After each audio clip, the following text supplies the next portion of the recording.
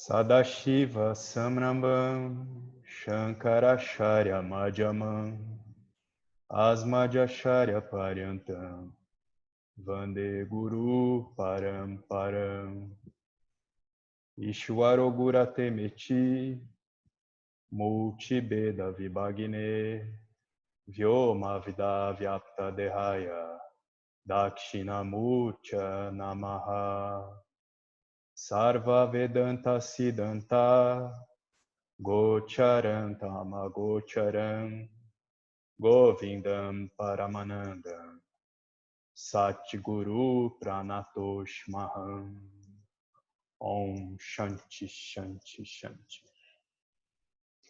Bom, a gente na aula anterior, hoje eu estou contando com a ajuda do André, porque essas várias funções eu comecei a falar, esqueci de gravar e tal, e depois eu dei uma passadinha no nosso vídeo lá para ver como é que ficou. E aí acho que é legal repassar algumas coisas, até um aspectozinho lá da minha fala inicial, né? A gente faz esse canto invocacional para trazer o conhecimento de toda a linhagem, né? A começar pelo conhecimento puro, revelado nas escrituras, Shankaracharya ao meio, que veio trazer essa lucidez por volta do século IX, essa lucidez, ele resgatou essa lucidez a respeito dos ensinamentos do Vedanta, e aí toda a linhagem que se segue até o nosso professor Nagar, né? Mas algo que eu falei que não ficou registrado é que um aspecto do que o Nagar diz, que a gente aqui ensina Vedanta de um modo tradicional, o Vedanta tradicional, mas de um modo não tradicional. O que significa dizer, a gente está aqui voltado para o cerne do conhecimento do Vedanta, e o James Swartz foi esse professor do Nagar, né? É o professor do Nagar que cumpriu tão bem esse papel de traduzir, enxugando um pouco todos esses termos em sânscrito e trouxe as mentes ocidentais de uma maneira muito clara, aquilo para o qual o Vedanta aponta diretamente: a nossa natureza como consciência independente dessa realidade aparente. Consciência sempre presente, comum, imutável e ilimitada. Só um instantinho.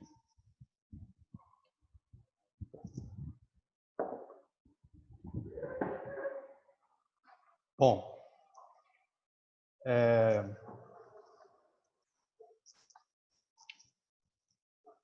então, como eu estava dizendo, a gente não está aqui muitas vezes preocupado com tudo aquilo que se contempla numa escola tradicional de Vedanta, os aspectos ritualísticos. Muitas vezes, se chegar alguém que é mais estudioso aqui, inclusive do sânscrito, vai ficar de cabelo em pé, porque muito provavelmente a gente está pronunciando algumas palavras em sânscrito de maneira equivocada, talvez, né? Outro dia o próprio Nagar estava falando, eu falava vassanas em vez de vassana, e uma vez uma pessoa me corrigiu e tal. E aí o James, com todo esse pragmatismo dele, né, falou, não, mas o que importa, né? O que importa para a gente é que aqui a gente está querendo, através do Vedanta, autoconhecimento, né? Resolver a nossa natureza sempre presente, mas que a gente acaba se voltando, né, por conta de como se conforma essa realidade, os sentidos voltados para fora, a gente acaba ficando com ela ofuscada, né? E a gente precisa primeiro lograr esse conhecimento de uma maneira assim intelectualmente compreensível e persistir nisso até que a gente realiza aquilo como a nossa identidade sempre presente. Bom, acho que também é legal agradecer hoje o André aqui, que eu já agradeci, que está fazendo esse papel de anfitrião, e sobretudo, assim, falar que é muito legal ver esse grupo que está crescendo pra caramba. Teve o papel de várias pessoas nisso. Eu me lembro de um bom tempo, assim, que era meia dúzia de pessoas ali, e aí depois chegou a Wanda e, uau, tinha 500 e tantas pessoas no grupo, e aí passou um mês, já era 1000, e assim foi crescendo, e tem bastante gente interessada, e isso vai trazendo um trabalho aí a várias mãos aí que está acontecendo.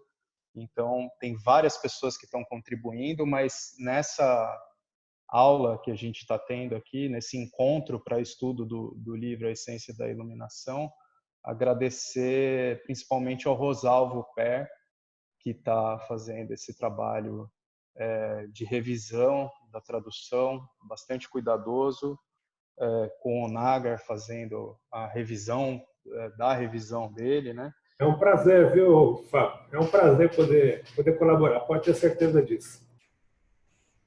Obrigado. Obrigado, Rosalvo, muito obrigado. Então a gente está aqui, né, nesse trabalho a várias mãos. Esses dias o Ronaldo José também fez um chart, a nova versão do chart que eu vi lá, a coisa mais linda que tem. Ele fez vários outros materiais gráficos, da mesma maneira, várias pessoas contribuíram nesse sentido. José Roberto. José Roberto, eu falei errado, José Roberto. Então, assim, temos muitas contribuições aí, agradecer a todo mundo. Outra coisa que me ocorreu, que a gente não falou no primeiro encontro, que eu acho muito legal falar, é sobre o título do livro, né? A Essência da Iluminação. A gente pode dizer que tem um trick aí, porque acaba que é um título bastante chamativo, né? E nesse propósito do James de impactar no Ocidente com o conhecimento do Vedanta, ele teve muito êxito.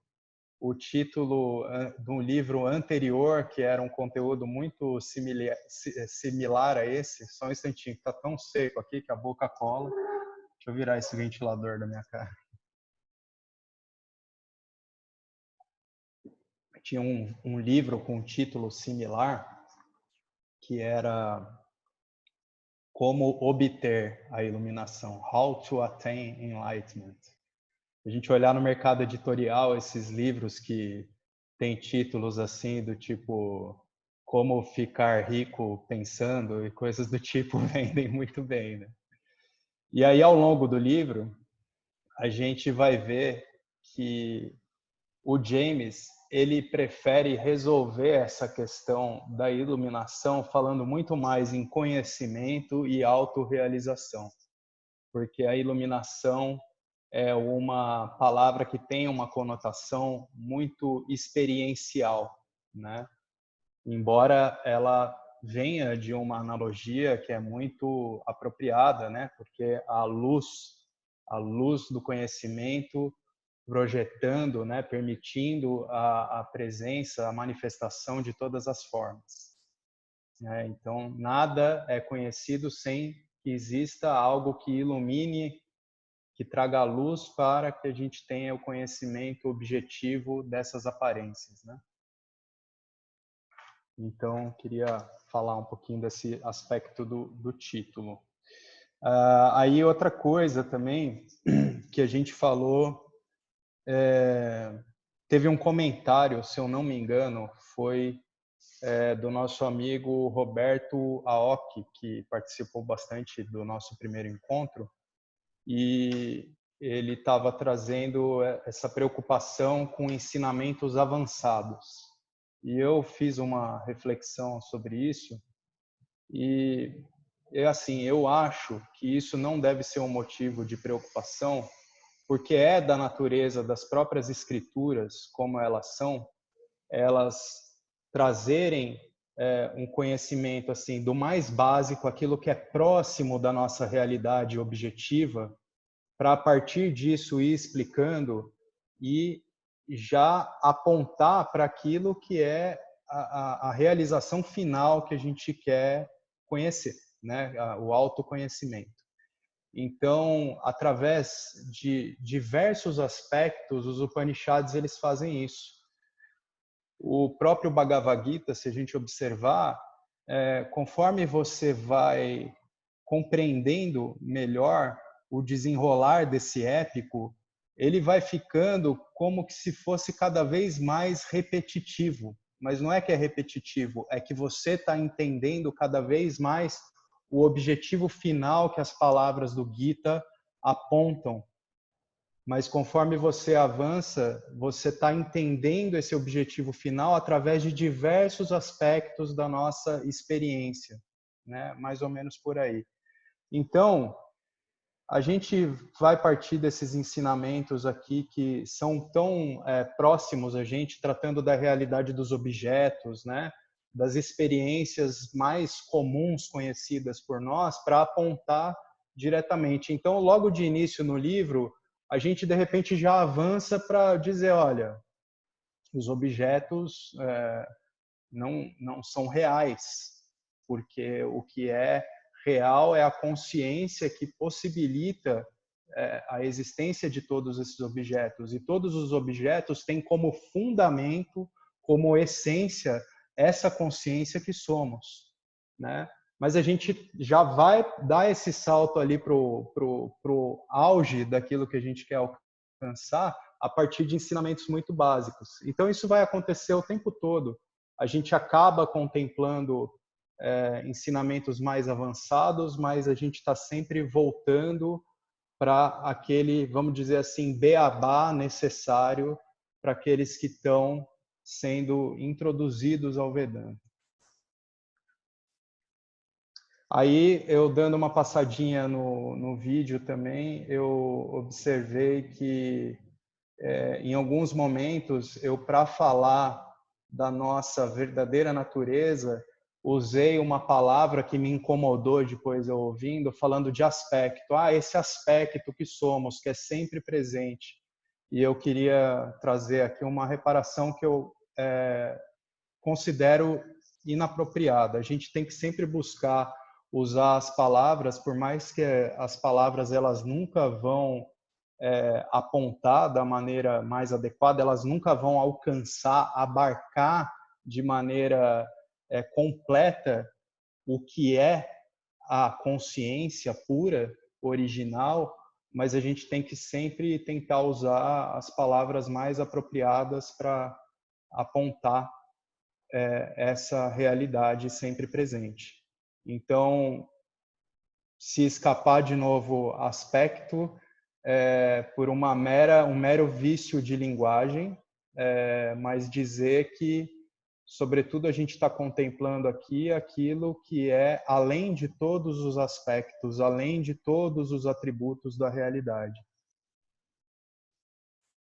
aparente, da realidade aparente. Bom, obrigado também o Alexandre, que depois carinhosamente me mandou por WhatsApp o momento exato do texto ali que eu parei para a gente continuar a aula de hoje, o nosso encontro de hoje. Então, a gente encerrou nesse último parágrafo, só voltando um pouquinho, né? A gente falou dos nossos objetivos, né? Então, a gente tem como objetivo primordial para a manutenção da vida a obtenção de segurança, secundariamente, prazer. E a gente estava falando de prazer, né? Então, segurança, prazer, artha e kama. De vez em quando eu gosto de resgatar os termos em sânscrito. Aí a gente parou aqui. A maioria dos ocidentais não vê pessoas dormindo nas ruas como cidadãos da Índia, onde os luxos são praticamente inexistentes. E as pessoas não têm tempo para buscar o prazer. Em nosso mundo, os luxos tornaram-se necessidades. Né? A gente falou bastante disso, que no Ocidente, por a gente ter uma realidade aparente, realidade bastante próspera em termos de recursos, de estrutura material, tecnologia e tal.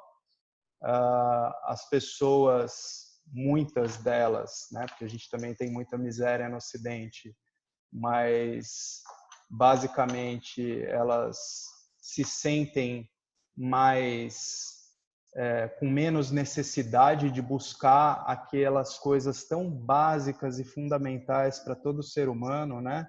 Abrigo, moradia, alimento. E aí elas sentem como se já fosse tudo isso garantido, e a gente tem nesse grande parque de diversões que é o nosso mundo ocidental, um cardápio imenso aí de distrações, né? E aí a diversão se torna uma necessidade. Aí quando a gente vai comparar com a realidade de alguns países do Oriente, como a própria Índia, a gente vê na Índia especificamente pela cultura, pela tradição consolidada, né, que vem dessa tradição espiritual védica, as pessoas têm introjetada um sentido de gratidão, gratidão pela vida, por tudo aquilo que conquista, aquelas pequenas conquistazinhas, apesar de uma realidade material que é muito empobrecida, né? Um país bastante desestruturado em saneamento, né? Você tem lugares da Índia que, claro, são melhores que outros, mas no geral é um país com um índice de desenvolvimento humano baixo, assim como o Brasil também, né? Então vamos para o parágrafo seguinte que a gente ainda não tinha lido. Quando você está emocionalmente inseguro, você quer se divertir. Não, essa é uma verdade, né? Porque a gente procura diversão por distração, né? Tem algo que falta, eu preciso fazer, eu preciso sentir aquilo, eu preciso vivenciar. E aí, na verdade, essas coisas não são vitais, né? O que a gente precisa de fato para a manutenção da vida não é diversão. E aí é interessante a gente falar do seguinte também: a gente não está aqui dizendo que a gente não deve se divertir ou que, sei lá, um autorrealizado não se diverte. É que o que muda é esse shift de compreensão. Então, assim, a diversão acontece, mas eu já sou completo. Eu não preciso fazer coisas para me sentir completo. Eu sou completo para fazer as coisas. Veja quanta energia é colocada no entretenimento, internet, esportes, jogos de azar, viagens, música, sexo, drogas. Você escolhe.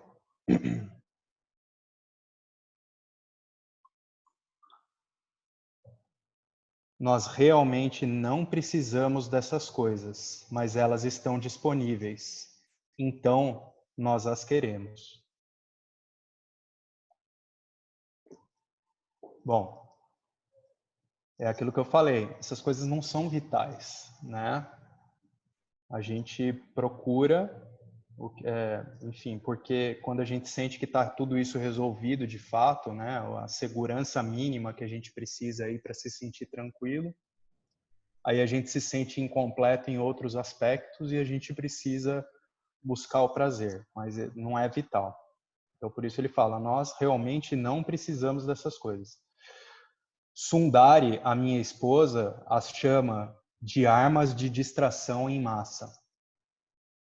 Eu passo por aeroportos o tempo todo e tenho que passar por um bombardeamento de lojas com todos os tipos de coisas tentadoras. Bolsas de milhares de dólares, montanhas de chocolates e brinquedos eletrônicos, tão numerosos para mencionar.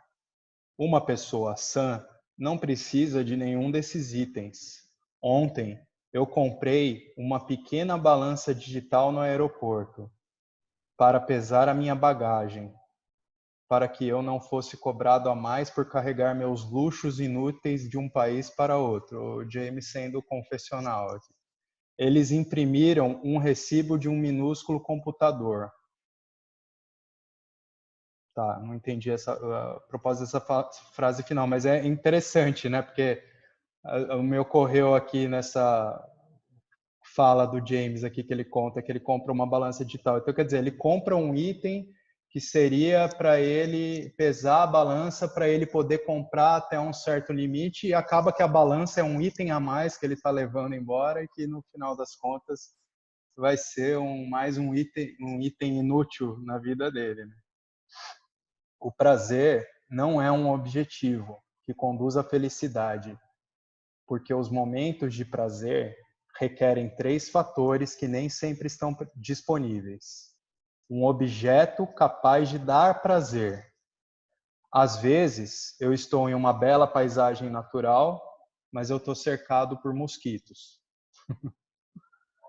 2. Um instrumento apropriado e eficaz para o desfrute do objeto. Às vezes, uma música bonita está tocando, mas eu estou com dor de ouvido.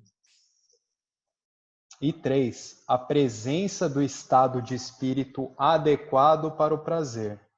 Às vezes, sinto-me excitado na presença de uma pessoa sexy e disposta, mas estou preocupado em perder meu emprego. Como o prazer depende desses fatores em constante mudança, os momentos de prazer são ocasionais e fugazes. Nesse último exemplo, você também poderia pensar assim, no segundo ele fala do instrumento apropriado, né? Então a pessoa poderia, por exemplo, estar na presença da pessoa sexy e disposta, e aí naquele dia ele está com uma baita dor na coluna ou está resfriado, e aí também não vai funcionar. Seria, no caso, o instrumento apropriado está danificado. Bom, como o prazer depende desses fatores em constante mudança, os momentos de prazer são ocasionais e fugazes, ou seja, o prazer é sempre efêmero, sempre transitório. Esse fato deve, se eu for uma pessoa discriminante, levar-me a concluir que deve haver atividades mais frutíferas. Digamos que você esteja seguro financeiramente e não esteja interessado em prazer, porque sua vida é boa pelos critérios usuais. No entanto, você não se sente bem o suficiente como pessoa. Você se sente egoísta, vaidoso, arrogante, autoindulgente. Talvez você seja cruel ou não seja muito honesto. Você sabe que tem um problema moral e se sente culpado. Consequentemente, você gostaria de ser mais honesto, puro, santo, doce, generoso e amável. O que você faz? Você busca a virtude. Então a gente falou de segurança, prazer e agora a gente vai entrar na virtude. A virtude, ela é aquilo que é simbolizada pela ação dármica, por agir de um modo dármico, é o Dharma, né? Então, os objetivos primordiais do ser humano acaba sendo prioritariamente a segurança. Então, basta a gente observar que se não existe segurança material, se as necessidades básicas de uma sociedade não é atendida em termos de alimento, moradia, abrigo, dificilmente essa vai ser uma sociedade virtuosa. Você vai ter muita criminalidade, as pessoas vão roubar, por quê? Porque falta o básico e falta inclusive instrução, educação. Aí, para você ter um adequado desfrute dos seus prazeres, você precisa ter um mínimo ali de segurança material para você desfrutar adequadamente dos prazeres. E aí a gente busca, quando a gente tem essas coisas mais ou menos garantidas, ou seja, quando eu estou tranquilo em relação àquilo que eu preciso para viver e quando eu desfruto da vida, eu estou bem, existe bem-estar na minha existência, eu vou procurar ser virtuoso. Então eu quero ser uma pessoa honesta, pura, santa, doce, generosa e amável. Então o que você faz? Você busca a virtude. Nas culturas cristãs, você aprende que você é um pecador mais ou menos assim que sai do útero. A história do pecado original, né? Uma vez a gente comentou sobre isso em uma das nossas aulas de sábado e eu não me lembro se isso foi de alguma dedução que eu cheguei por, sei lá, pensar muito a respeito de uma educação, embora eu nunca tenha sido assim religiosamente cristão, mas eu tive uma base cristã na minha família. E eu entendo, eu não sei se alguém comentou isso também em uma das nossas aulas, que essa ideia do pecado original, se a gente for analisar bem, muito provavelmente isso é uma distorção do compreensão de vasanas. As vasanas, essas tendências que a gente traz já arraigado, elas vão ser deturpadas com uma ideia de pecado original. Mas eu acho que a gente pode falar disso num outro momento e talvez até o livro fale, se eu não me engano. Então, nas culturas cristãs, você aprende que você é o pecador mais ou menos assim que sai do útero. Sim, há um período de carência, um período que você tá livre. Você nasce com o pecado original, mas você fica isento, você é café com leite, né, como diz a expressão, durante um tempo. Há um período de carência quando mamãe e papai acham que você é um presente de Deus para a raça humana e sentem exuberante afeição por você. Mas logo começam a dizer que algo está errado com você. Esse rude despertar é novidade para você. Antes que você perceba, você começa a ter um complexo. Você acredita, sem um pingo de evidência, que você não é bom o suficiente. Então também tem isso, né? A gente, na educação dos nossos filhos e como fomos educados também, quem não tem filho pode constatar isso pela maneira como foi educado, é quase que unânime essa projeção que a gente faz em cima das crianças, né? Então a gente educa as crianças com muito não, não, não, não pode isso, não pode aquilo. A gente precisa educar, a gente precisa ser firme muitas vezes com as crianças, porque elas são criaturinhas aí desgovernadas, querendo mexer em tudo e fazer de tudo, e a gente precisa ensinar sobre limites, aquilo que é perigoso, né? Mas a gente educa de uma maneira inadequada. E aí a maioria de nós incutiu toda essa educação que às vezes é também com muita carga da maneira como os nossos pais foram educados e às vezes existe inclusive violência na maneira de se educar. Às vezes nem se trata de violência física, né? A gente é violento na maneira de falar com os nossos filhos, enfim. Então, aqui ele fala disso, né? Há um período de carência, papapá. Esse rude despertar é novidade. Antes que você perceba, você começa a ter um complexo. Você acredita sem um pingo de evidência que você não é bom o suficiente, né? Então, aquela vozinha das nossas mães ou dos nossos pais na nossa cabeça. Você sempre faz isso, você só inventa moda, você faz isso sempre desse jeito, coisas desse tipo. Hoje em dia, muitas pessoas com baixa autoestima, trabalham duro para se tornarem santas e boas. Esse esforço para ser virtuoso é muito triste, porque nada está realmente errado com você, né? Também me lembrei de uma fala que a gente teve no nosso encontro passado, em que, para a gente desvendar um pouquinho aquela coisa que foi falada da perfeição do Jiva, e eu persisti na ideia de que o Jiva nunca vai ser perfeito. De uma outra perspectiva, a gente poderia dizer assim, o Jiva é perfeito, da maneira como é, como está agora.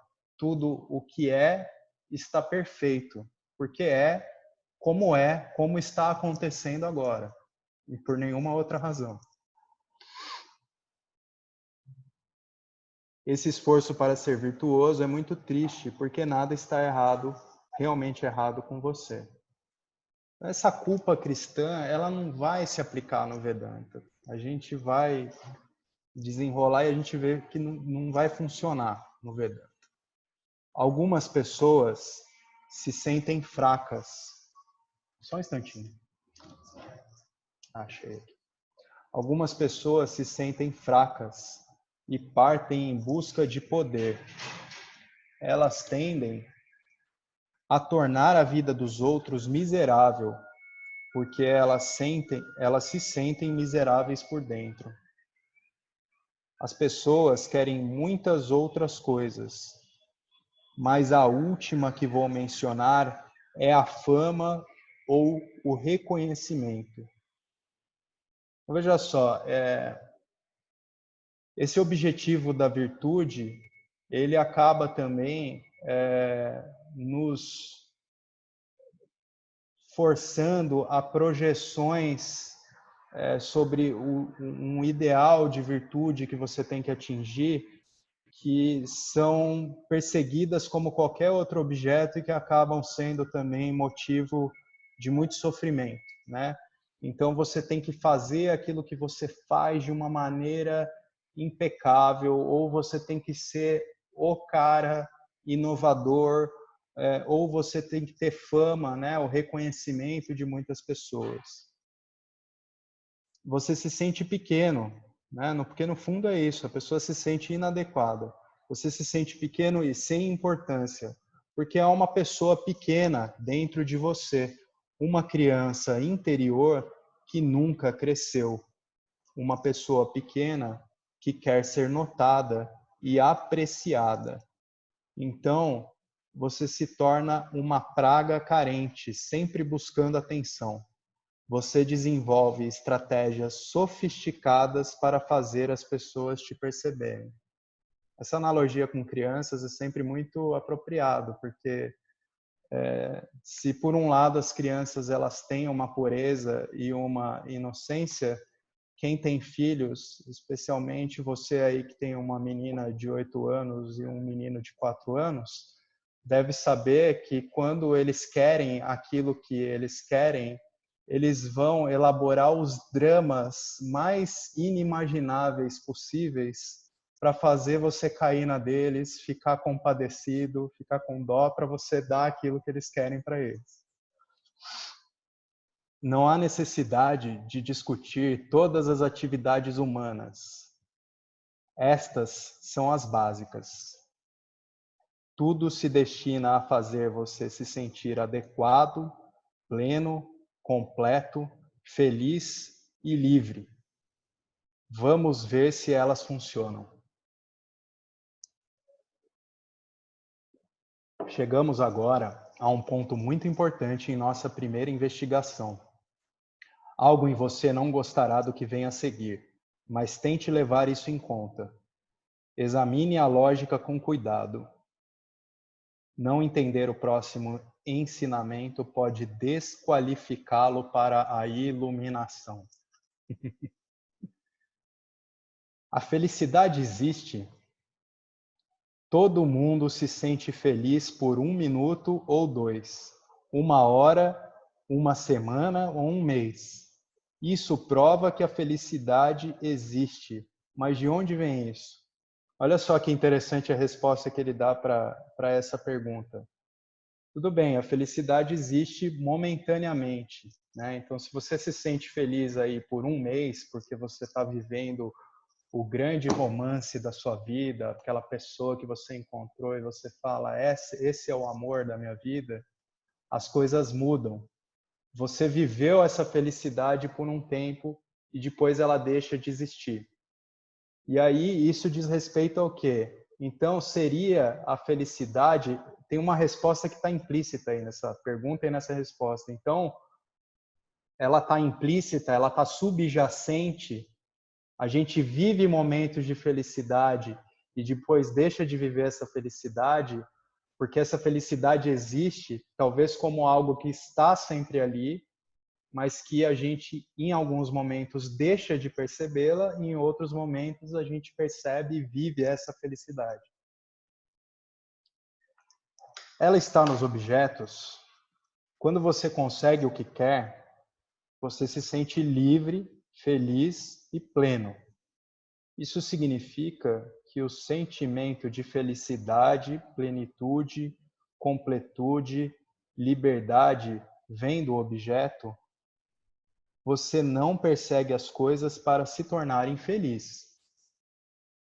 Você busca o que busca porque acredita que a alegria está de alguma forma contida no objeto. Mas isso é verdade? Existe felicidade nos objetos? Se fosse verdade, o mesmo objeto daria felicidade a todos. Então, James começa fazendo essa análise através da ideia de que, vamos assumir que a felicidade está num objeto. Vamos supor que esse celular aqui é algo que eu sempre sonhei e eu trabalhei muito duro para obter esse objeto. E aí, quando eu consegui conquistar esse objeto, eu senti toda aquela felicidade. Então, automaticamente, eu induzi a ideia de que a felicidade veio a mim através desse objeto. Foi o objeto que me deu essa felicidade. Então, se a felicidade está nesse objeto para mim, qualquer objeto que simboliza felicidade para uma pessoa, se a felicidade é um senso que tem que ser comum, o mesmo objeto deveria trazer felicidade para outra pessoa.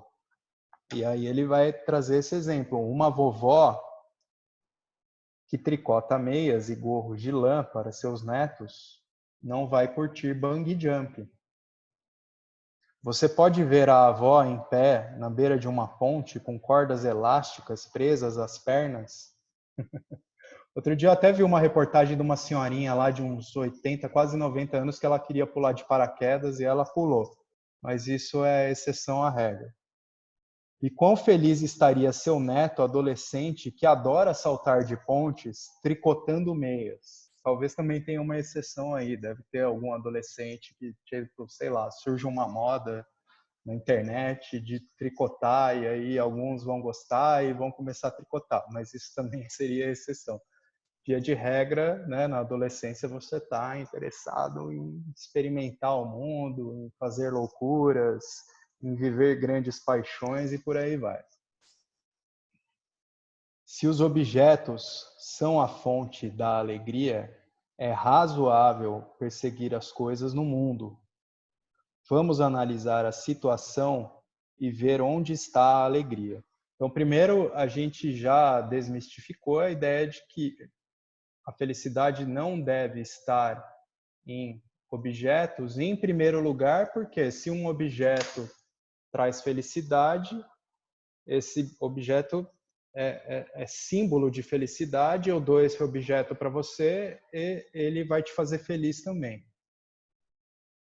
E outra, aí para eu ficar feliz, basta eu manter esse objeto colado aqui comigo, que eu vou estar sempre feliz. Colo ele, ponho na testa, assim. Mas não, a gente sabe que não funciona assim. E, eventualmente, você pode encontrar uma pessoa que ela tem horror a smartphones.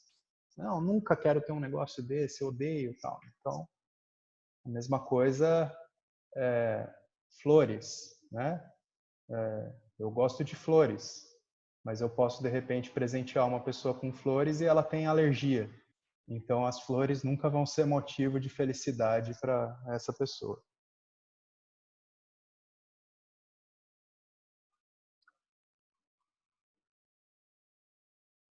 Os objetos, razoável perseguir as coisas no mundo. Vamos analisar onde está a alegria, né? Você tem uma fantasia bem desenvolvida sobre a pessoa perfeita, sua alma gêmea. Você acredita que a sua solidão terminará e a felicidade virá quando ela aparecer. Você vai a uma reunião. Você vê alguém que se encaixa em sua fantasia. Seus olhos se encontram na sala. Você sente um arrepio excitante. O que acontece com a fantasia quando você realmente se conecta com essa pessoa? Ela desaparece. Por quê? Porque o objeto está presente. Então, veja só, uma outra maneira da gente desmistificar que a felicidade não está, desmistificar essa ideia de que a felicidade possa estar nos objetos. Ele dá esse exemplo da pessoa, que você tem uma fantasia com aquela pessoa e de repente você encontra essa pessoa que corresponde com todos os aspectos ali da sua fantasia. Quando essa pessoa realmente dá atenção para você, vocês se conectam, vocês se conhecem, aquele desejo foi realizado. Então, o objeto do seu desejo está presente. Isso nos leva a pensar, talvez eu esteja até já avançando um pouquinho, a gente vai ver no texto à frente. E assim, então, o que realizou você? Foi essa pessoa por quem você idealizou, essa pessoa que você idealizou e que você encontra e você realmente sente essa realização encontrando com ela, se sente feliz, se sente amor, se sente excitado encontrando com essa pessoa? Não. O que existia, que desapareceu e que abriu a cortininha para a felicidade é o desejo que você mantinha por essa pessoa. Então, a felicidade, ela não está nos objetos, ela é, sobretudo, o resultado da remoção do desejo, a ausência de desejo. Por um momento, a gente experimenta a felicidade porque o desejo deixa de estar presente. Porque o objeto está presente. Um sentimento de amor e felicidade inunda você. Você assume que a alegria, satisfação está vindo do objeto e imediatamente se apega a ele. Mas a sua suposição está incorreta. Quando o desejo pelo objeto desaparece, o amor, que é a natureza do ser pleno, imediatamente inunda a mente. Então, isso valida o que eu estava dizendo. O que opacifica a nossa felicidade, vela a nossa felicidade, nubla, é o desejo. O objeto não é a fonte do sentimento, é apenas um catalisador que libera a sua alegria, satisfação inata, né? Você já vem com essa alegria, ela é a sua natureza, ela é sempre presente. E aí um objeto pelo qual você alimenta desejo, quando ele é conquistado, é como se rolasse aquela estilingada. Você ficou com esse desejo cada vez mais entorpecendo a visão da sua felicidade inata, e aí você só vai conseguir vivenciar essa felicidade que é a sua natureza sempre presente quando você remove o desejo, obtendo o objeto.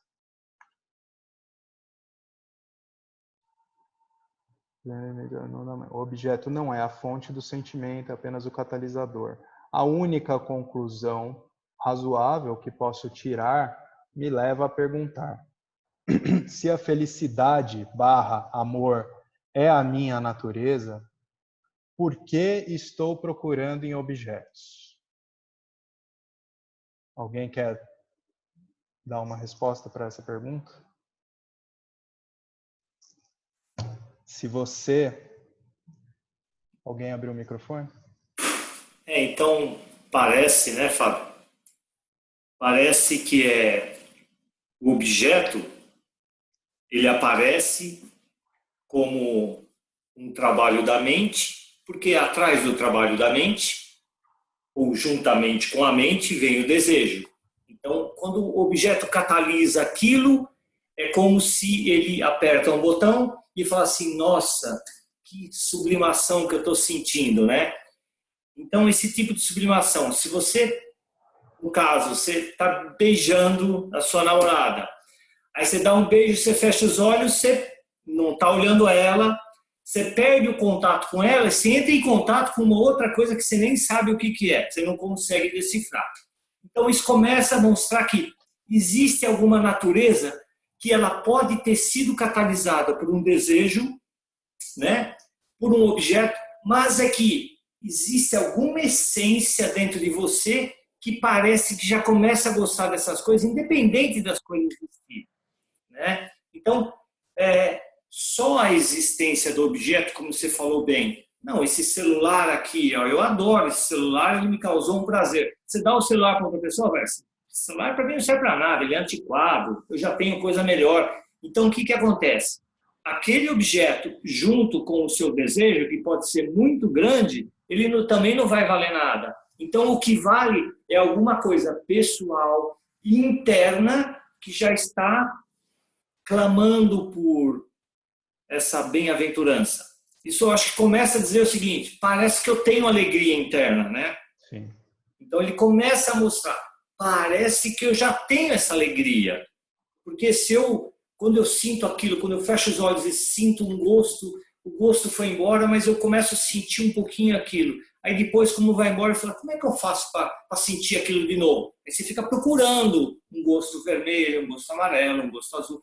Então, ele começa, eu acho que indicar aí que, olha, parece que eu já tenho dentro do meu software, lá para o especialista de TI, uma subrotina ou um arquivo que é ligado ao ser, que diz o seguinte, você tem a felicidade, você só encontra porque você conhece esse caminho, é o caminho que você desenvolveu através do quê?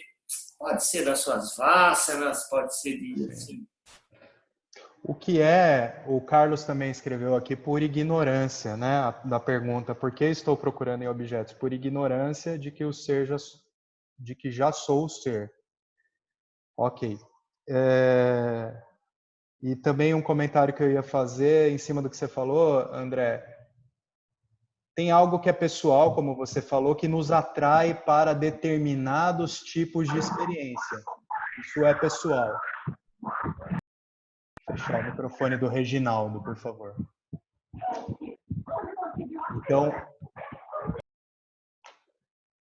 isso que nos atrai para determinados tipos de experiência é fruto da nossa composição de vassanas. Abriu de novo o microfone do Reginaldo. Mas a felicidade, essa felicidade que é sempre presente, a gente pode dizer que ela é da natureza impessoal, né? Ela é a natureza do ser que possibilita toda a manifestação, que possibilita a manifestação de todos os jivas. Por isso que a felicidade é algo comum e é por isso que todos perseguimos felicidade, né? Talvez uma outra maneira de responder por que eu estou sempre procurando em objetos, porque isso também vem da forma como se conforma essa manifestação. Então a gente projeta essa nossa realidade experiencial em um indivíduo aparentemente separado, um aparato experiencial, um tubo de carne com sentidos, que tem todos esses sentidos projetados para fora. E para fora a gente fala também sempre em referência àquilo que é a nossa compreensão de Mithya, né? Em Mithya. Em Mithya está tudo aparentemente separado. Mas a gente vai ver mais para frente também, por essa a análise, né, de contra-intuitiva da nossa experiência, que mesmo a separação nossa em relação aos outros objetos físicos, em relação a objetos sutis também, tudo isso é ilusório. Nada está separado de nada, né? Mas basicamente a gente persegue objetos por isso, porque existe uma composição de vasanas conformando essa existência individual, aparentemente individual e separada, com todos os sentidos projetados para fora. E aí a gente é uma maquininha de buscar experiências. E aí a gente pode até abrir, eu vou abrir aqui o nosso chart, que ficou super bonito, que o nosso amigo José Roberto fez, para falar um pouquinho disso. Deixa eu ver aqui como é que eu faço. Share. Ô, Fábio, Oi? eu também queria falar alguma coisa em relação a esse parágrafo aí.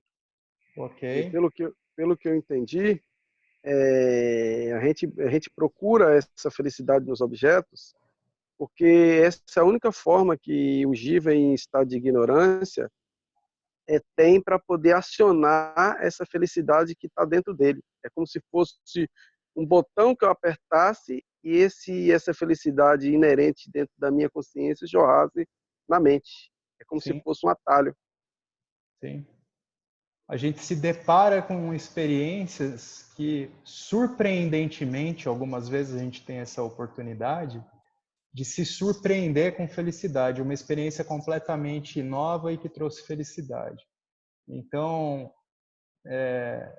você imagina a vida de uma criança, né? Ela se surpreende com objetos que lhe trazem, aparentemente, os objetos lhe trazendo felicidade, ela vai querer sempre mais daquilo, né? Então, se existe uma tendência, o que eu ia falar sobre vasanas agora, vocês estão vendo a tela? A tela está compartilhada? Sim. Então, Fábio, se você apertar F11, acho que aí fica só ela na tela, eu acho. Faz um teste aí. obrigado. Melhorou? Melhorou assim? Ok. Ficou bom, ficou tela cheia. Muito bom. Então, o que eu ia dizer é o seguinte, a dinâmica é assim, a gente tem as vasanas conformando aqui o nosso conteúdo mental, né? Então é como se fosse uma precipitação dessas tendências que vão ditar os nossos desejos e as nossas aversões. E aí a gente tem esse corpo físico que está interagindo com o meio ambiente e através dele a gente vai produzir a experiência com outros objetos. Então a gente coloca essa experiência, né, sempre procurando, vamos supor, como o meio ambiente estivesse aqui embaixo e houvesse uma dinâmica de reforço. Assim, ó. O mouse está fazendo uma volta aqui, eu acho que vocês estão vendo, né? Então a gente está sempre reforçando tendências que a gente já tem. A gente procura o mesmo tipo de experiência e isso volta a reforçar vasanas, as tendências que a gente tem ali por buscar certos tipos de experiência e evitar outros tipos de experiência. Então a gente fica sempre nessa dinâmica de ir reforçando, tá? E aí a gente busca nos objetos essas felicidades momentâneas que a gente experiencia eventualmente. Se a gente experienciou uma coisa que nos surpreendeu, nos trouxe prazer, felicidade, aquele sentimento de completude, a gente vai querer mais na próxima.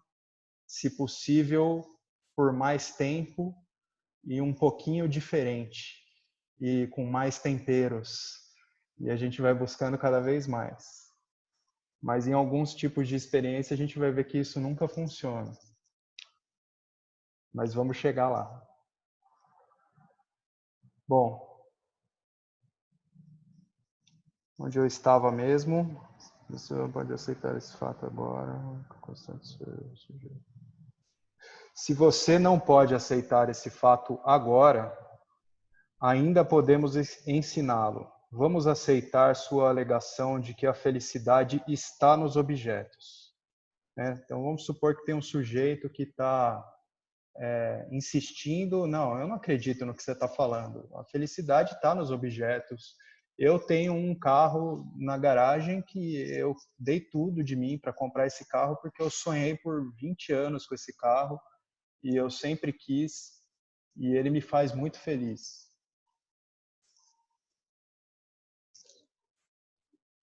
Desculpa a interrupção. Não sei se entrou alguém aqui. Então, se a gente se encontra com essa pessoa que insiste nisso, né? O que a gente vai ter a dizer para ela? Antes de prosseguirmos, deixe-me fazer a seguinte pergunta. Que tipo de felicidade é essa? Você não pode afirmar que é felicidade permanente. Um dia, esse carro na garagem que o indivíduo diz que é a razão da felicidade dele, vai chegar a conta do IPVA, se é um big de um carro, vai doer no bolso, vai ter a manutenção desse carro que não vai ser barata, vai ter 1000 fatores aí, pode acontecer um acidente, ou você para num estacionamento e o manobrista que pegou o carro para colocar na vaga dá uma arranhada no teu carro. Então, essa felicidade não é permanente.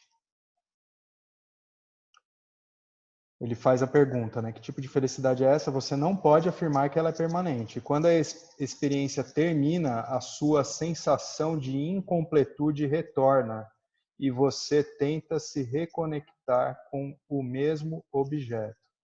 Ou você procura um novo objeto. Você pode argumentar que a felicidade objetiva funciona se você puder ficar conectado com as coisas que parecem te fazer feliz. Mas os objetos vêm e vão. Então, o indivíduo que acredita na felicidade vinda dos objetos, de repente ele vai falar, não, eu sei que o carro ele vai pifar um dia, eu vou ter que vender, ele vai desvalorizar, e aí eu vou comprar outro que vai me agradar naquele outro momento. E existe esse tipo de personalidade que vamos dizer assim, tem uma circunstância de vida muito bem estruturada e ela é hedonista praticamente. Hedonista é aquele que está sempre buscando por prazer. Ele tem que cercar todos os aspectos da vida dele daquilo que ele entende que traz felicidade para ele. Mas aí também, faltando qualquer um desses elementos, esse indivíduo ele sente raiva, ele se sente inferiorizado, com a autoestima baixa, se sente inadequado. Você tenta se conectar com o mesmo objeto, você pode argumentar que a felicidade objetiva funciona se você puder ficar conectado com as coisas que parecem te fazer feliz. Mas os objetos vêm e vão. Nenhum objeto fica permanentemente em sua vida. A única constante sou eu, o sujeito. E daí, acho que é legal a gente falar também daquilo que é sujeito e objeto no Vedanta, né? Talvez alguns que estão aqui acessando esses encontros e estão de fato sendo introduzidos ao Vedanta não tenham a familiaridade que muitos já têm aqui, que é a ideia de que objeto, a gente não está falando só de objetos físicos grosseiros, a gente está falando de circunstâncias, experiências, sentimentos, emoções, pensamentos, mente, corpo, pessoas, né? Então isso é objeto. Qualquer coisa que possa ser objetivada. até mesmo o espaço, que é o elemento mais sutil de todos, a gente pode objetivar espaço, a gente conhece espaço, a gente entende o conceito de espaço. E o único sujeito, porque a gente faz a confusão na nossa experiência, que a ideia de sujeito, a pessoa pergunta, mas quem é o sujeito aí na história? Ah, sou eu, esse aqui, esse cara aqui chamado, que tem essa aparência aqui, que tem o nome de Fábio. E no Vedanta, a gente está falando de sujeito, é a consciência, o conhecedor, o princípio testemunha, sempre presente. Tá? Então, a única constante sou eu, o sujeito. O Vedanta afirma que a natureza do sujeito é uma bem-aventurança ilimitada, né? Uma bem-aventurança, uma suprema felicidade ilimitada, porque ela é não circunstancial, ela não depende das circunstâncias, ela é incondicional. É uma afirmação que vamos provar de várias maneiras. Mas se você está apegado à sua crença no valor dos objetos para a felicidade, por favor, aceite provisoriamente a nossa visão como uma hipótese de trabalho e ouça esses ensinamentos. Você pode mudar de ideia. Mas se você está apegado à sua crença de valor nos objetos, a razão do nosso sofrimento, né? Essa palavra apegado aí, a gente tem que sempre olhar para ela como esse fator que nos prende a essa realidade de apego ou aversão a determinados objetos, né?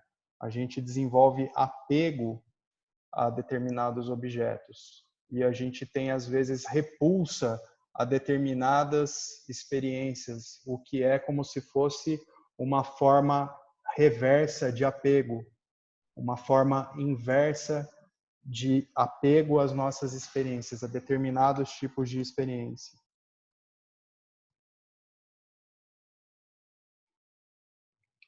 Objetos não funcionam como fonte de felicidade por uma razão muito simples. Eu busco plenitude, embora eu já seja pleno. Eu faço isso porque não sei quem sou.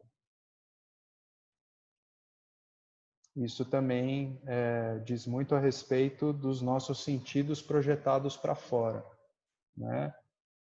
Quando a gente tenta reconhecer quem sou, a gente falou disso no encontro passado, a gente nunca vai fazer isso de uma forma objetivável, tal como a gente pode objetivar toda essa realidade experiencial aparente. A gente é o sujeito que é constante e sempre presente, aquilo que nunca muda, testemunhando toda uma realidade em constante mutação, uma realidade aparente em constante mutação. Devemos... Oi? Eu acho que ele começa a repetir novamente. Eu não sei quem eu sou, porque eu não tenho nem ideia de que seja uma Vassana.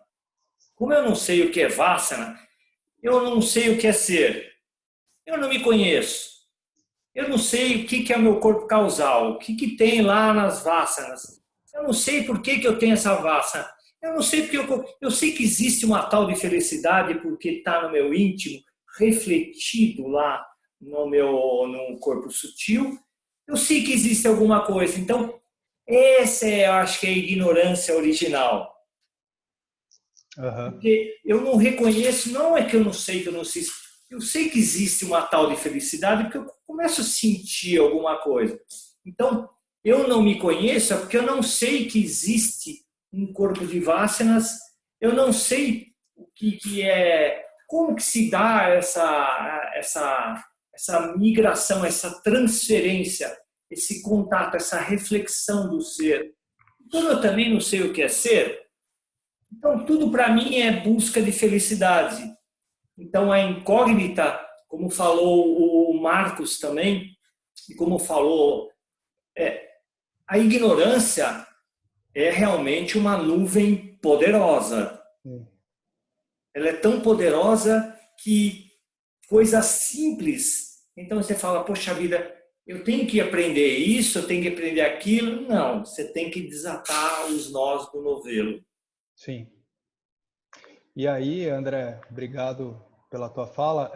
Eu vou voltar aqui no chart, porque é legal a gente voltar de novo aqui, ó, e observar o seguinte, uma coisa que o Naga já também nos trouxe algumas vezes. Apesar dessa projeção se conformar dessa forma, conformada por esse corpo macrocósmico causal contendo as vasanas, como você estava dizendo, e a gente aqui não consegue compreender aquilo que é mais sutil, no caso, o que é mais sutil do que o corpo sutil é o corpo causal, né? A gente, através de uma realidade mais grosseira, não consegue compreender aquilo que é mais sutil. Mas veja só, a gente consegue compreender porque a consciência é refletida aqui e não aqui, tá? A gente consegue compreender através de muito esclarecimento, que significa neutralizar e remover as nossas ignorâncias. Não por acaso a consciência pura, original, ela está refletida aqui. Então a gente não precisa resolver toda essa carga de vasanas. A gente precisa neutralizar o suficiente dessas vasanas quando elas nos compelem a determinadas ações, circunstâncias de vida que nos mantém naquela ignorância densa que nos impede de perceber que a gente é isso aqui, ó. A gente precisa neutralizar a carga de vasana suficiente para a gente ter a clareza daquilo que está refletido aqui, ó, no nosso corpo sutil. Se a gente tivesse que resolver toda a nossa carga de vasanas, a coisa toda ia ser muito complicada, porque isso demandaria a gente ter acesso a esse conteúdo que é imenso, que tem os registros de todas as nossas vidas passadas, muitos aspectos que ficam ali ocultos ao longo de reencarnações e reencarnações que passam sem a gente acessar determinada vasana que está ali quietinha no canto dela e de repente numa determinada encarnação aquilo conforma o corpo sutil e o conteúdo mental daquele jiva. Que para Prarabdha Karma ele também é isso, né? É como se fosse uma flecha que foi lançada e aí dependendo da força com que essa flecha foi lançada, ela vai ficar ali fazendo a viagem dela até ela atingir o ponto que ela tem que atingir e se projetar numa realidade. E isso pode ser um karma que tem tanta força que ele ficou ali inerte, quietinho durante vidas e vidas. E aí numa determinada vida aquilo vai se conformar na sua realidade aparente, experiencial, né, de uma das suas determinadas vidas. Então, basicamente, é isso que eu queria dizer. Desculpa se eu me desconcentrei em algum momento, que tinha uns barulhos aqui, que eu estou num lugar que outras pessoas frequentam e eu não sei se pode ser alguém que está assaltando. Mas, vocês já pensaram, se a gente tivesse que resolver todas as nossas vasanas, que complicado que ia ser, né? Eventualmente, a gente tem acesso a alguns conteúdos justamente porque isso faz contato com o nosso corpo sutil. Às vezes a gente pode procurar terapias de vidas passadas, onde a gente tem um vago acesso, não muito claro, tem algumas visões, a gente pode procurar contato, sei lá, com drogas para isso, com as bebidas sagradas que os índios usam para isso, a ayahuasca e todas as substâncias que estão disponíveis para isso. Mas, basicamente, aquilo que já falamos também em aulas nossas, muitas vezes as pessoas que estão nesses meios, elas ficam muito apegadas às experiências que essas vivências produzem. e elas acabam se perdendo no objetivo, que é o conhecimento, né? O Nagar já falou algumas vezes uma frase que eu acho muito boa, que uma experiência ela só é tão boa quanto o conhecimento que você obtém dela.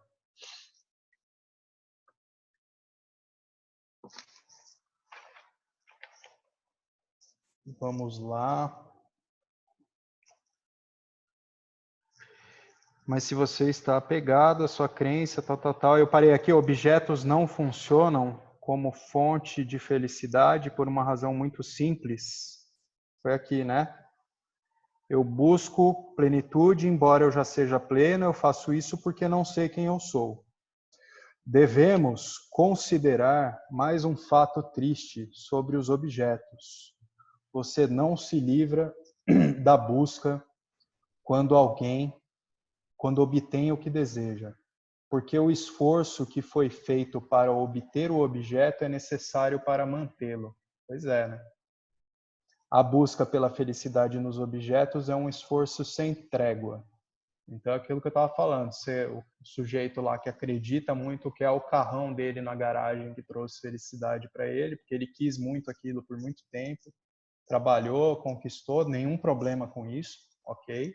Né? Mas ele vai, se ele tem um apego equivocado, né, nessa ideia de que o objeto que está trazendo felicidade para ele, e aí ele vê que tem certas falhas, né, nisso. Ele tem que pagar as contas todas do carro, tem toda a manutenção, todas as despesas, e então existe o esforço para manter, né, aquilo que você conquista. Então, tentar obter a felicidade através dos objetos tem sempre esse problema. A busca pela felicidade nos objetos é um esforço sem trégua. Se você conseguir um bom emprego, os seus problemas apenas começaram. Você deve trabalhar duro para mantê-lo. Se você tiver a sorte de ter alguém que se apaixone por você, precisará retribuir, mais ou menos constantemente, ou o amor irá para outra pessoa. É isso, né? Se você não cuida. Finalmente, não apenas os objetos são inerentemente defeituosos em termos de seu conteúdo de felicidade, como o campo em que os objetos aparecem é estabelecido de tal maneira que a felicidade duradoura é impossível. O campo da minha experiência, que é apenas minha mente, é uma dualidade.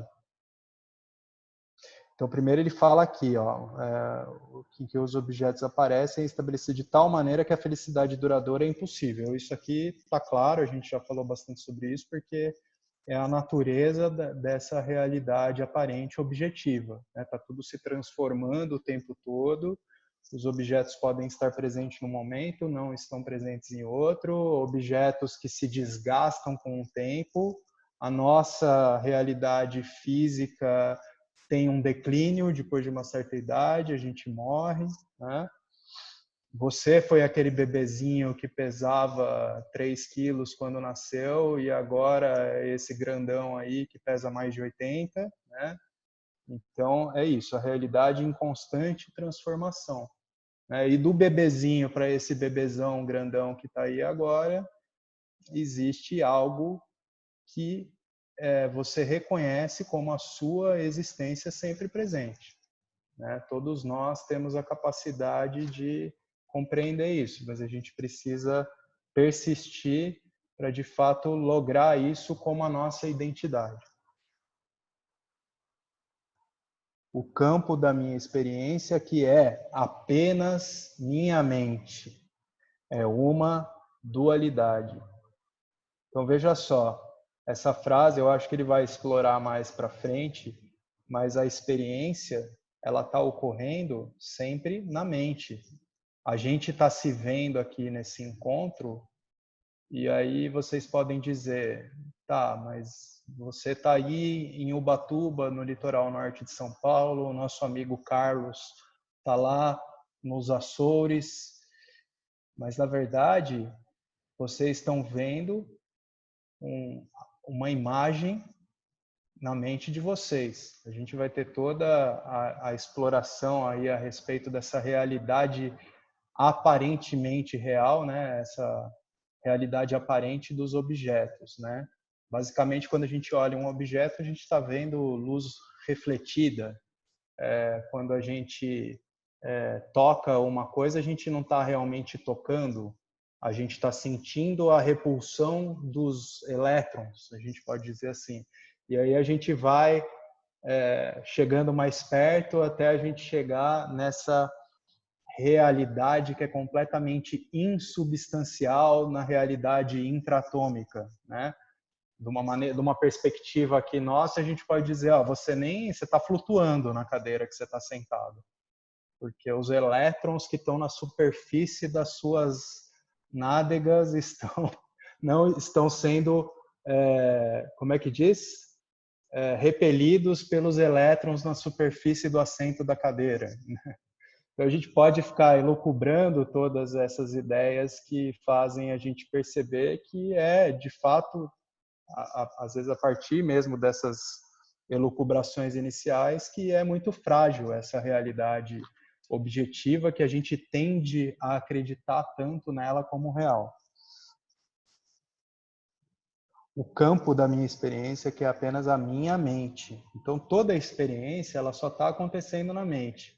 Você está olhando para um computador ou um celular, não sei por onde você está assistindo agora esse encontro, e esse objeto, você pode dizer, ele está aqui na minha frente, a 30, 40 centímetros mais ou menos dos meus olhos. Tá, mas aonde está ocorrendo então todo esse espaço que você determina essa distância de 30, 40 centímetros? Aonde está ocorrendo aquele objeto que você julga estar mais longe? A minha consciência que está vendo a imagem do Carlos lá nos Açores, ela vai ser diferente se eu realmente for visitar fisicamente a Ilha dos Açores para dar um abraço no meu amigo Carlos e conhecer a casa charmosinha e retrô que eu vejo daqui, que ele mora? Não, é a mesma consciência, basicamente isso. Então a experiência ocorre só na mente e é uma dualidade. Isso significa que, porque não conheço a natureza não dual da realidade, penso em termos de opostos, né? Aparentemente, essa realidade se torna real para a gente sempre em contrastes. Frio, calor, escuro, claro. E aí ele vai falar na frase seguinte: para cada lado positivo há uma desvantagem. Todo ganho implica uma perda. Por exemplo, você se apaixona e descobre a intimidade, mas você também sofre de apego. Tem gente que essa coisa do ciúme é tão exacerbada, né? Então a gente pode, pela frase do James aqui, ó, você se apaixona e descobre a intimidade, né? Então denota que a gente está falando sempre de uma pessoa mais jovem que está descobrindo os prazeres sexuais, e aí quando a gente é imaturo, né, a gente tende a ter essas fantasias, né, quando a gente é jovem, a gente conquista aquela pessoa e aí você realmente consegue ter uma relação com essa pessoa e desenvolve uma relação muito íntima com essa pessoa. E aí você se apega a essa pessoa. E tem gente que só de imaginar, só na imaginação, uma cena da pessoa que é seu companheiro ou companheira com uma outra pessoa, a pessoa já fica irritada. Daí esse companheiro ou companheira realmente chega e a pessoa já está brava com ele já, sem ter motivo nenhum. O que foi? Não, estou bravo com você. Ou a pessoa sonha, de repente, com o companheiro ou a companheira traindo, e aí já acorda, olha para o lado, ele está ali e já dá um tapa na testa. Está realmente bravo com a pessoa. Então, todas essas são projeções que a gente faz. Ele dá esse exemplo aqui. Você se apaixona e descobre intimidade, mas você também sofre de apego. Viver na casa dos seus sonhos te faz feliz, mas para isso você tem que pagar uma hipoteca e uma quantia alta por 30 anos, o que não te faz feliz. Lá nos Estados Unidos, esse sistema de hipoteca, né? A gente aqui vai fazer um empréstimo para conseguir comprar a casa própria, né? Quem não tem a vida ganha ou não ganha da família de herança uma casa, vai trabalhar para caramba para conseguir a própria casa e aí vai pagar aquilo a juros altíssimos por 20, 30 anos. E esse aspecto, né? Você idealizou a casa própria, eu quero ter a minha casa. A casa realmente, né? É um símbolo de harta, né? A gente precisa desse abrigo. Se isso é um bem próprio, melhor ainda. Mas aí tem esse outro lado. Você tem a despesa e você tem a manutenção toda da casa. Se for uma casa alugada, a mesma coisa também. Você tem a despesa todo mês do aluguel, enfim. A vida é assim.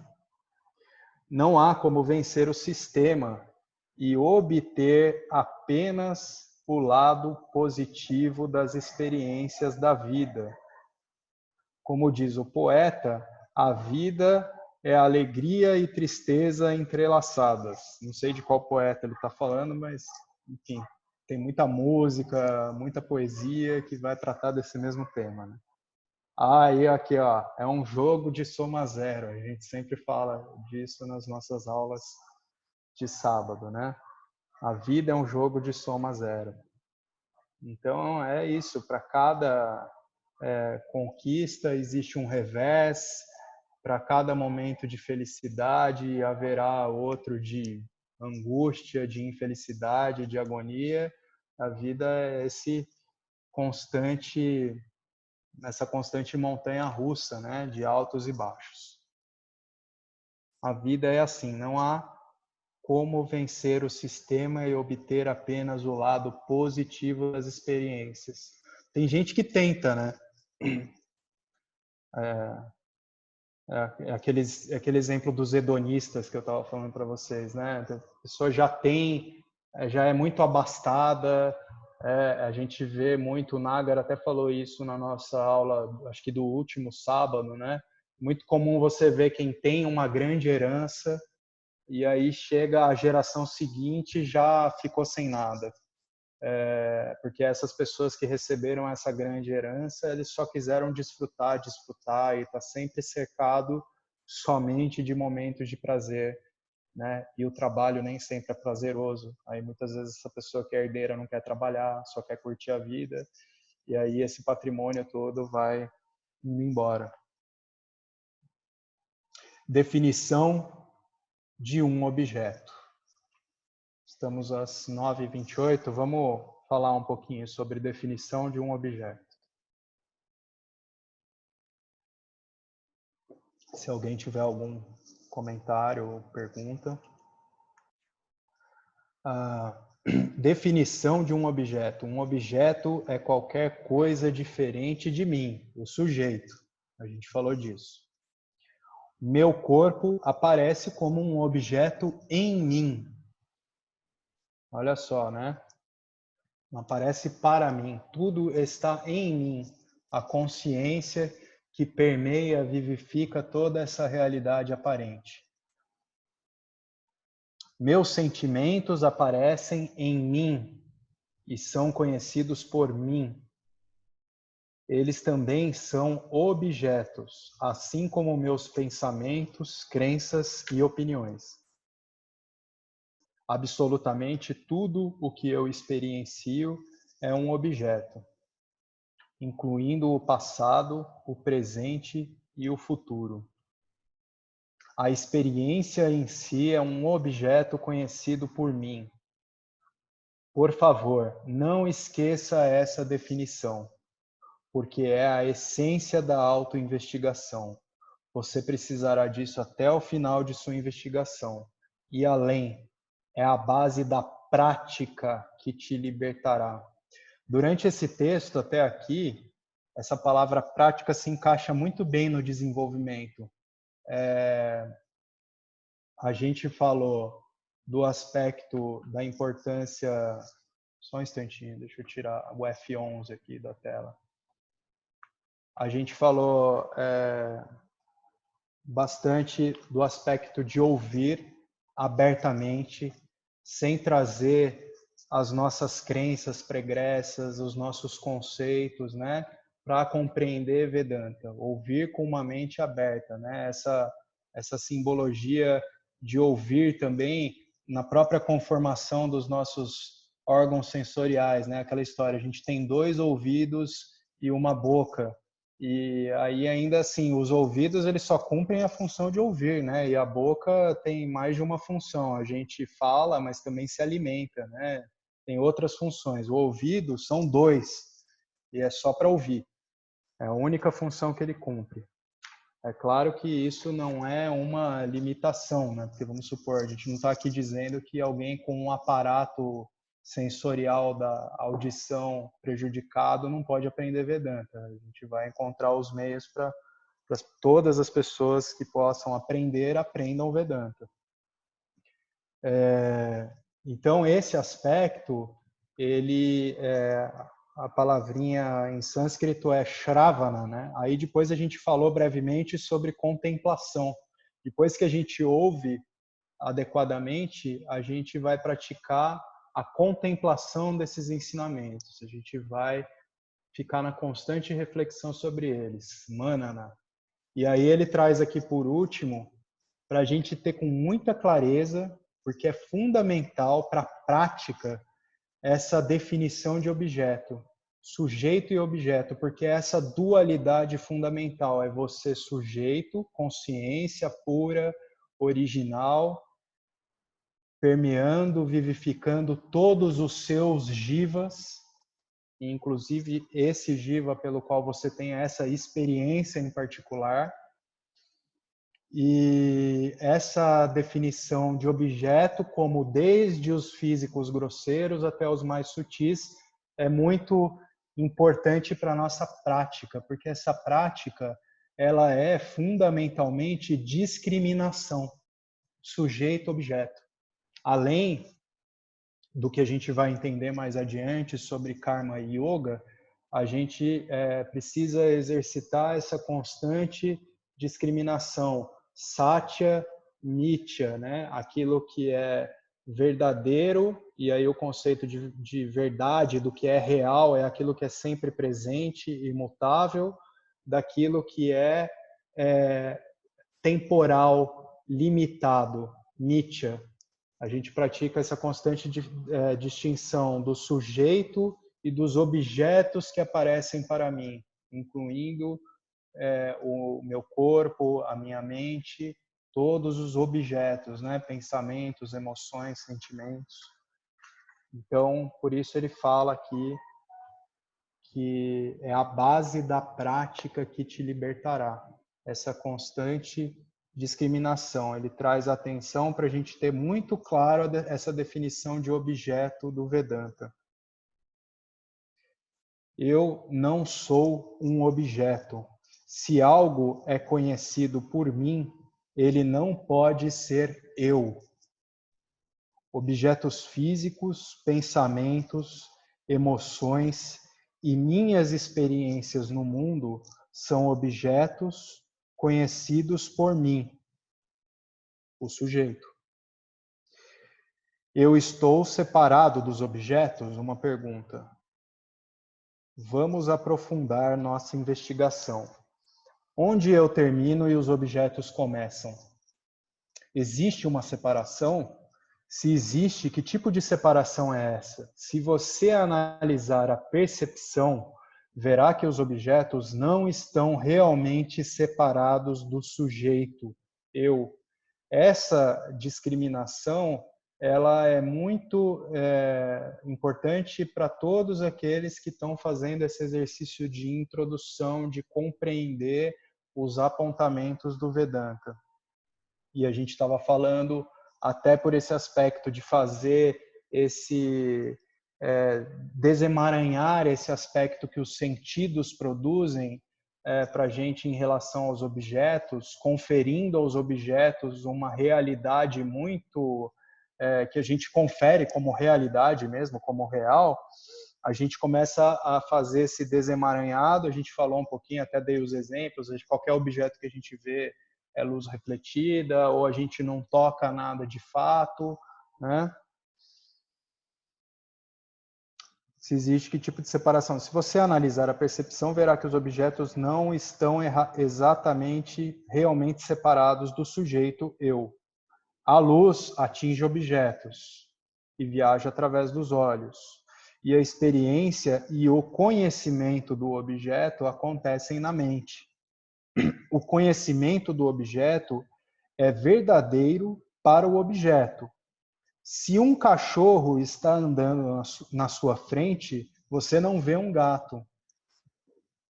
Eu diria que essa colocação do James aqui também traz uma outra reflexão, que é a nossa realidade, como ela aparente, como ela se dá de uma forma consensual. Isso significa também que só pode existir uma consciência por trás de todos os jivas, por trás de todos os objetos animados e inanimados, por trás de toda a projeção do universo. O que eu quero dizer com isso? Vamos lá.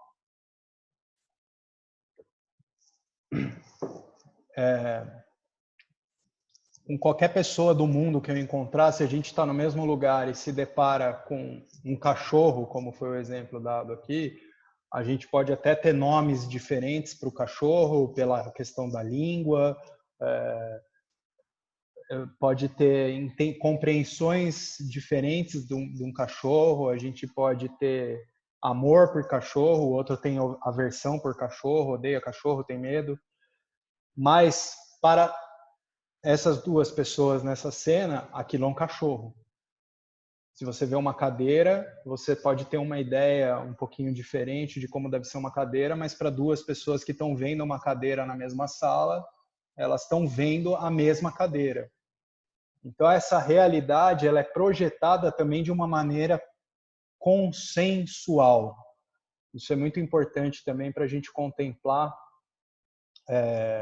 porque às vezes no conhecimento espiritual a gente se volta para aquelas ideias particularizadas que a gente falou no encontro passado, até de alma, saindo desse corpo e vivendo experiências particulares e coisas desse tipo.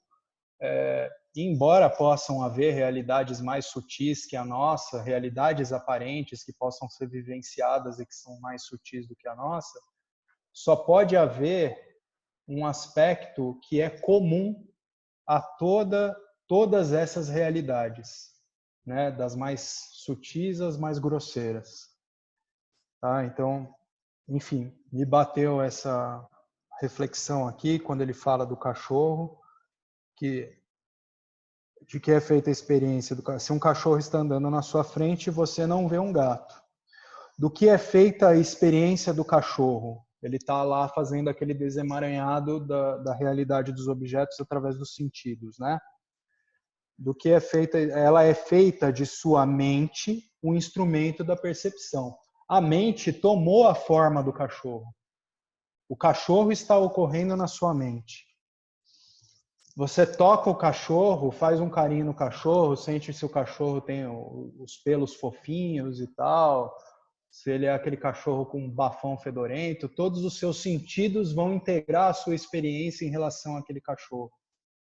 Mas os sentidos, eles são integrados e interpretados na mente, né? A mente é um instrumento de percepção. A mente é a sua consciência tomando a forma de vários objetos.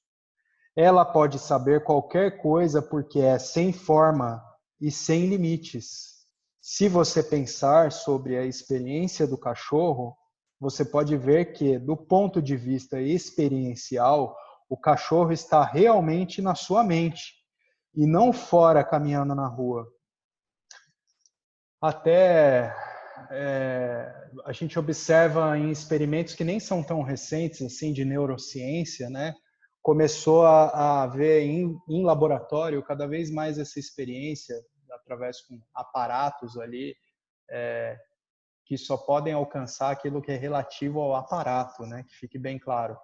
Aparato, cérebro, com os estímulos sensoriais ali, os estímulos percorrendo os nossos neurônios e tal, mas basicamente o que se verifica é que quando você pede para essa pessoa que está no experimento, com aquele monte de eletrodos na cabeça, pensar sobre um objeto, aquele pensamento vai acender no cérebro daquela pessoa as mesmas áreas que estão relacionadas com a experiência de fato daquele objeto. Se uma pessoa corre, por exemplo, ela gosta de correr como exercício e você pede para ela visualizar a corrida matinal dela, ela vai ter no cérebro dela as mesmas áreas correspondentes à experiência da corrida, como se fosse de fato. Então, isso também aponta para o fato de que a experiência sempre ocorre na nossa mente. Aí a gente pode também elucubrar um pouquinho sobre os nossos estados, né? Não sobre os 3 estados, mas falando especificamente sobre o estado dos sonhos. Quando você está num sonho, você pode experienciar todas as realidades relacionadas àquela cena do sonho, né? Você pode sentir cheiro num sonho, você pode sentir se está chovendo, a água te molhando, você pode escutar, né? Você ouve, você vai de um lugar para outro, às vezes pode estar relacionado com realidades mais sutis, você desaparece num cenário e já aparece em outro, ou você flutua e coisas desse tipo, mas o sonho, ele parece ser real quando a gente está no sonho, né? Então, Ô, isso Fábio, todas as experiências sempre na mente. Oi, André. tem uma pergunta aqui que tá em cima do assunto, não sei se você pode responder ou você quer responder no final, mas ele está muito próximo do que você falou. Vamos lá, tá no chat aqui? É isso, o Alexandre Castaldi está perguntando, tenho dificuldade nesse ponto de ensinamento. Eu estou separado dos objetos? Não. A gente não está separado da realidade objetiva aparente, porque a consciência é o fundamento de toda a realidade. Se a gente observar também através desse desemaranhar aí que a gente está provocando aqui nesse momento do livro, que é muito legal, né, de refletir sobre a realidade dos objetos, se a gente pensar que aquilo que nos fundamenta, nos vivifica e que faz você, Alexandre Castoldi, estar aqui falando, uau, eu vivo essa experiência, né? Essa consciência refletida no seu corpo sutil, você entendendo que a natureza dela é da mesma consciência que possibilita toda a projeção através do poder de Maya, a gente não vai conseguir conceber nem mesmo a ideia de que as coisas se deslocam de um ponto a outro. Você não se move de um ponto a outro. Quando você viaja através da perspectiva da consciência, se você pega um carro e entra numa estrada, através da perspectiva da consciência, a gente pode dizer assim, que é a estrada que está atravessando a consciência que é presente e comum a toda a realidade manifesta. É claro que no nosso cotidiano a gente não fica projetando esse tipo de compreensão o tempo todo, e isso nem é necessário. Talvez seja legal a gente exercitar, fazer esse tipo de exercício na nossa discriminação, enquanto a gente ainda não tem muita certeza do que está sendo dito. Mas a verdade é essa. A consciência é aquilo que ela nem mesmo é local, porque ela permeia tudo, né? Então, um objeto que está ali numa outra mesa que está na minha frente aqui, ele está ocorrendo na minha mente. Vocês todos estão ocorrendo na minha mente. A minha mente, quando eu falo a minha mente, é esse aparato sensorial, experiencial, individual, que conforma esse Jiva Fábio. Mas ela é da mesma natureza da consciência que possibilita a experiência de todos os objetos que estão ao meu redor e de todo o universo. Então, a gente não está separado dos objetos, de maneira alguma, somente aparentemente. Fábio.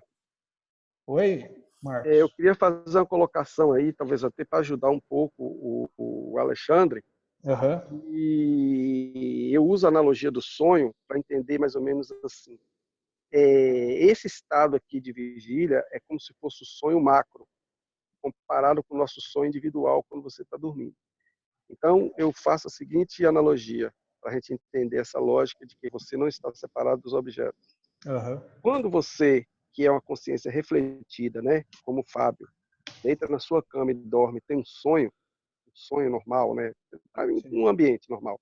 Naquele momento, você, essa consciência refletida, está projetando uma realidade, uma dimensão, onde tem gravidade, tem luz, tem calor, tem frio, né? Isso. Tem sabores, tem cheiro, tem cores. E você está experimentando aquilo ali, através do instrumento projetado ali, como se aquilo fosse fora de você. Só que, na verdade, tudo aquilo está ocorrendo aonde? Naquela mente que está fazendo a projeção. Então, ela está Perfeito. projetando o ambiente, ela está projetando o instrumento de experiência e ela mesma está experimentando. Isso Então, mesmo. colocando desse ponto de vista, nem nada ali está separado de você, tudo ali é você, no sonho, Isso. quando você acorda. Então, transportando isso para a consciência total, esse estado de vigília é um sonho da consciência total. Sim. Da mesma forma que o sonho individual é uma projeção para aquele consciência refletida no indivíduo. Sim. Então, eu consigo ver dessa forma. Entendeu? Esse estado de vigília continua sendo um sonho. Não o sonho dessa consciência refletida no Marx, mas o sonho da consciência una. Sim. E Perfeito, se eu Marcos. sou fundamento de consciência una, então nada está separado de mim. Isso mesmo. E é isso, a gente tem essa reflexão através dos 3 estados. A gente pode ter uma concepção parecida com a do sonho através da análise do nosso estado de vigília, né? É um pouquinho diferente. Quando a gente acorda do sonho, a gente tem certeza que aquilo é um sonho. Para a gente ter certeza que essa realidade do nosso estado de vigília é um sonho, a gente precisa da compreensão, né? Porque Mitya permanece enquanto a consciência permanece vivificando esse corpo também que produz a sua experiência particular. Você precisa da compreensão para entender que isso tudo é projeção. A gente pode ter várias analogias lindas, né, para falar desse poder de Maya, né, que é um poder de projeção e ao mesmo tempo de ocultação daquilo que somos.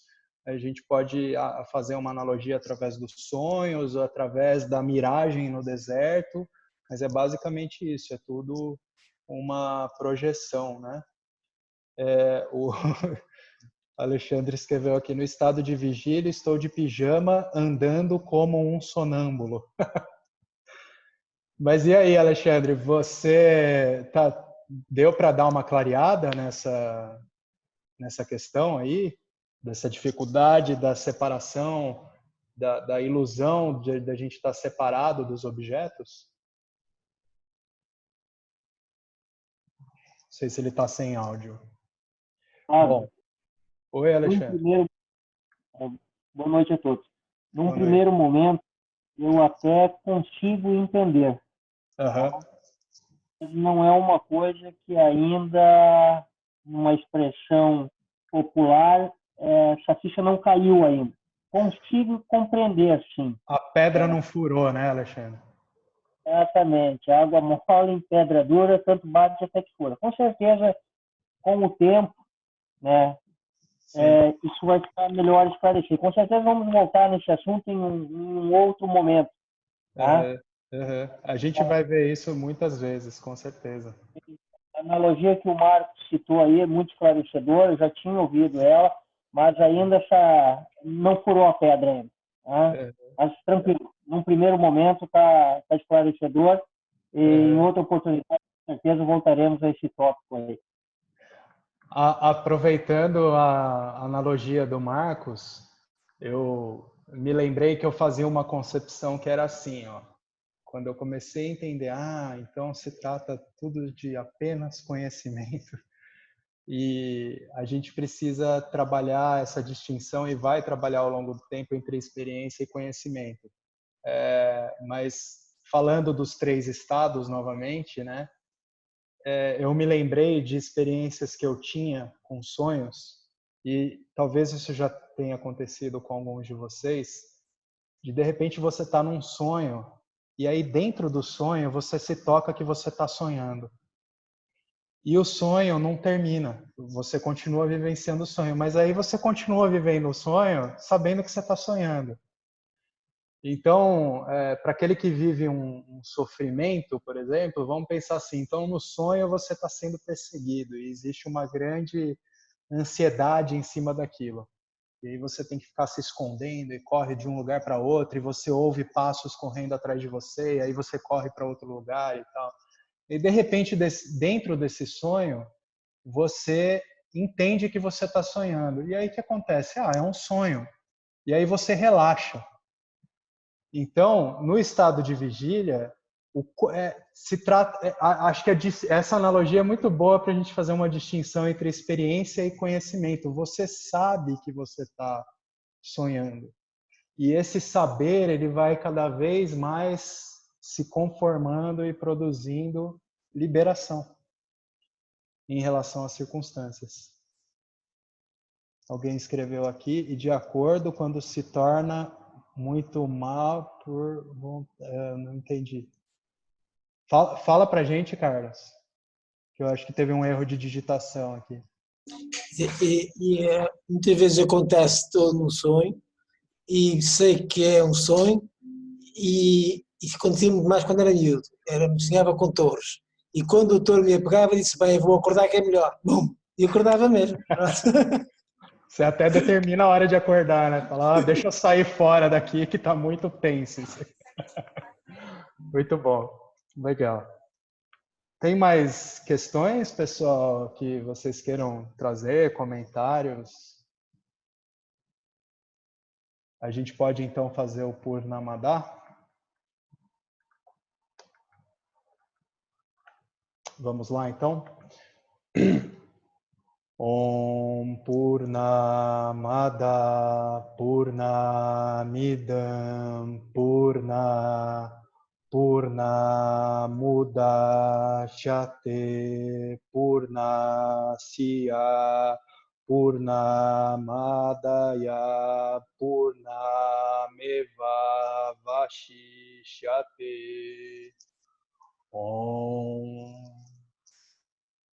Muito obrigado. Feliz aqui com o nosso segundo encontro.